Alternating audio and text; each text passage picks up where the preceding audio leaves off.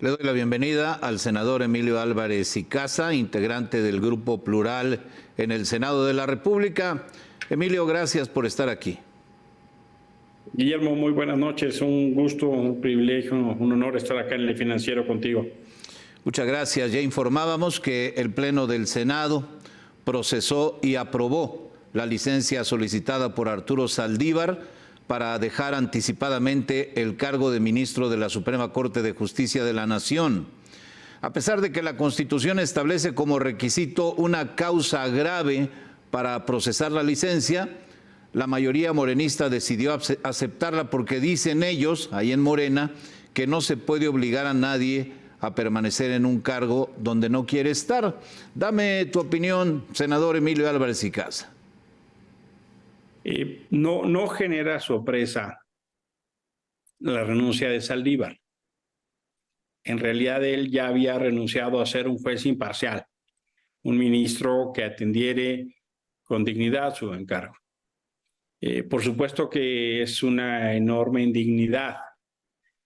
Y claro que la argumentación de Morena es pues muy falsa, porque que alguien se incorpore a su proyecto político les es suficiente para justificar cualquier barbaridad. Dice el pronunciamiento del colectivo La Justicia que queremos, de cerca de 40 organizaciones y más de 30 personas expertas.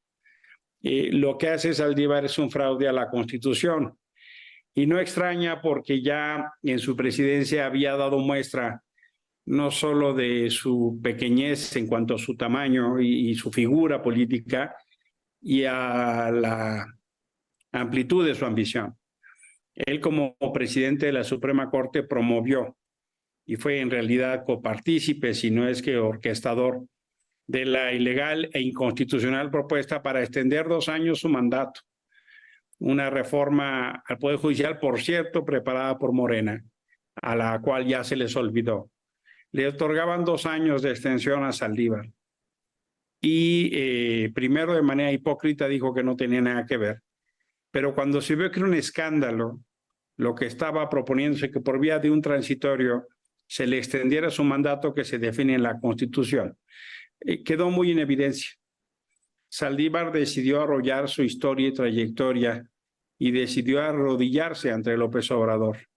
Y a partir de ahí se convirtió en realidad una especie de paje del presidente para gestionar los asuntos. Y no es un tema menor, porque mira, en la ley de Poder Judicial hay una frase que establece en el artículo 110 que serán causa de responsabilidades para las y los servidores del Poder Judicial de la Federación lo siguiente: realizar conductas que atenten contra la independencia y la función judicial, tales como aceptar o ejercer consignas, presiones, encargos o comisiones de cualquier acción que genere o implique subordinación indebida respecto a alguna persona del mismo u otro poder. Eso fue lo que hizo Saldívar, fue someterse al presidente.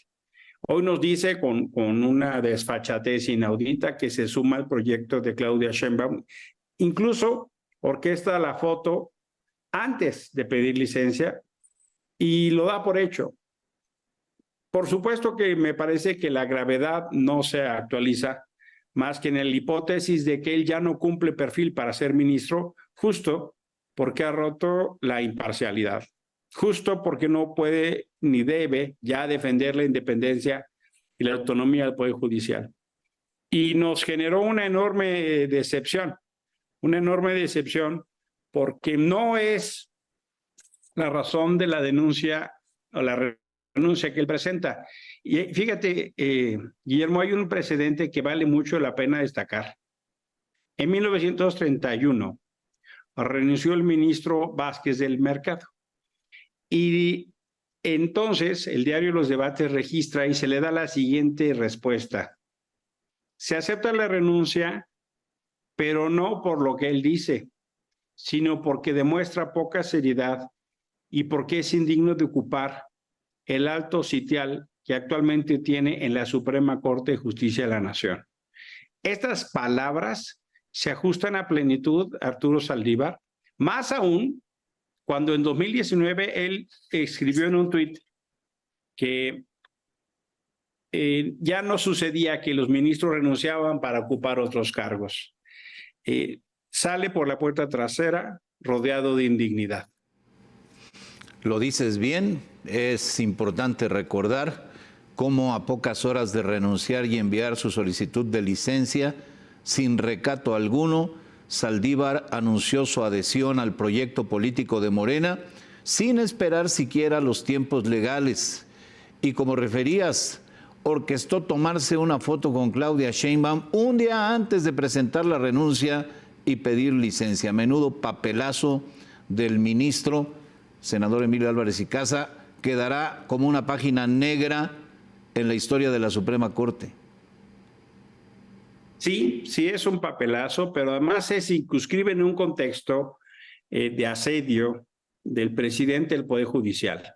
Los ataques que ya son violencia de género en contra de la ministra Piña, la presidenta, primera mujer presidenta, la amenaza de Morena en contra de 4 ministros de la Suprema Corte para hacerles juicio político porque no les gustan sus posiciones. La exposición de más de 30 jueces en las mañaneras, hoy lo volvió a hacer el subsecretario Bucio, que es general retirado y que estaba en la Guardia Nacional y que por supuesto solo atiende lo que le pide su jefe. O recortar el presupuesto al Poder Judicial o intentar desaparecer los fideicomisos, no son más que la expresión de un hombre que no le gusta la división de poderes, que no le gusta los contrapesos constitucionales y que no tiene más intención que se haga su voluntad. A López Obrador le gusta el país de una sola opinión, es la suya. En ese marco está la renuncia de Saldívar y es por eso la expresión de una trayectoria que termina en la ignominia. Me parece a mí de un nivel de vergüenza porque mira, López Obrador que está dado a tratar de justificar, no les importa la trayectoria. Salía hoy a la discusión que Saldívar fue uno de los abogados que defendió Bancomer cuando el Fobaproa. Él interpuso un amparo que logró que no se revisara las auditorías. Ese mismo abogado hoy es recibido con los brazos abiertos por López Obrador cuando él escribió esto que te estoy diciendo en el texto del Fobaproa y está en el CD que da prueba de ello. No les importa ni historia ni trayectoria, lo que les importa es la abyección, de qué tamaño es la forma en que se arrodillan y que obedecen o juran lealtad a López Obrador y su proyecto. Para un ministro de la Corte, pues me parece muy vergonzoso. Claro que puede él luego poder formar parte de algún proyecto, pero tendrá que estar atento a las limitaciones que la ley establece, porque el ministro de la Corte está impedido 2 años para ocupar una larga lista de cargos, justo por la relevancia del cargo. Yo te diría 2 palabras para describir esta situación. Una enorme incongruencia y segunda, una gran pequeñez. Y por si hiciera falta algo más, ya también lo comentábamos en el programa, López Obrador manda su terna al Senado y es una terna de morenistas. La hermana de Martí Batres, la hermana de Luisa María Alcalde y la consejera jurídica del presidente son quienes integran la terna de López Obrador, lo cual garantiza total sumisión, pero por ningún motivo autonomía e independencia, como demanda ser ministro de la Corte. Da la impresión a primera vista que esto será algo intransitable y por eso te pregunto, senador Emilio Álvarez y Casa, ¿qué va a pasar? Llegó justo hoy en la tarde, mal habíamos acabado la discusión de Saldívar y se presentó ya la licencia de Xóchitl Gálvez, justo para poder empezar la precampaña el lunes 20. Estamos justo en eso cuando llega esta terna y es el reflejo de una expresión de López Obrador para decir no me voy a equivocar. Eso quiere decir voy a proponer a incondicionales o voy a proponer a gente en la lógica que él tiene de que son sus empleados, en la lógica de que no se le mueva ni una coma, en la lógica de incluso que dijo de 2 ministros que él propuso que se había equivocado, porque él entiende que los que allí están son sus empleados, no son gente de un poder autónomo. Andrés lo que está intentando hacer de esta manera muy perversa es intervenir en una designación que tocaba ya la próxima presidencia. En mi opinión, esa decisión le tocaba ya a Xóchitl Gálvez, pero están tratando de adelantar los tiempos para poder generar una condición de que esta persona pueda estar más tiempo del debido. Me refiero a la nueva persona que ocupe el cargo de la ministra en términos del diseño institucional que se había establecido bien. Incluso en un desaseo legislativo que ofende, no hay necesidad de atropellar ni las formas, ni los tiempos, ni los mecanismos. La sesión fue interrumpida justo como un recurso de la oposición. Yo mismo llamé a la verificación del quórum porque están en estas urgencias típicas de atender al soberano que está en Palacio Nacional y no en el intercambio de un juego constitucional y republicano de división de poderes. En este caso, como muchos otros, diría, la forma es fondo. Claro que hay una dificultad en el procedimiento constitucional porque el Senado recibe la terna, la puede rechazar 2 veces y la tercera, en su caso, designa la presidencia de la República. Estamos en un dilema no menor porque es un dilema del modelo de país que queremos. Empieza ya la discusión para que la Comisión de Justicia del Senado se haga el procedimiento que toque para su revisión y sus entrevistas.